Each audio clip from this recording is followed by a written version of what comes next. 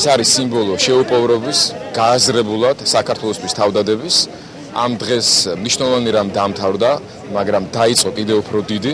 ეს არის ეროვნული სახელმწიფოს მშენებლობა, რომელსაც ჭირდება ყოველდღიური ბრძოლა, ყოველდღიური შრომა, ყოველდღიური განათლება, თავისუფალი ადამიანის აღზრდა.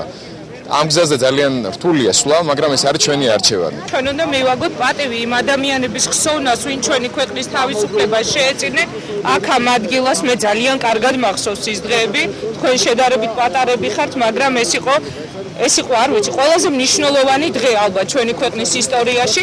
დღეს ჩვენი ქვეყნის ტერიტორიები არის ოკუპირებული რუსების მიერ, არის ძალიან მნიშვნელოვანი, რომ ჩვენ დღეს კიდევ ერთხელ ვთქვათ, რომ ჩვენ ვართ თავისუფლების მოყვარეები, რომ ჩვენ ყოველთვის ვიბრძოლებთ ჩვენი ქვეყნის თავისუფლებისთვის და 9 აპრილი ჩვენთვის არის სწორედ ათვლის ის წერტილი, როცა ჩვენ ხმამაღლა ყველას ვუთხარით, რომ ჩვენ ვართ ქართველები და ჩვენ ვართ თვითმყოფადი ერი.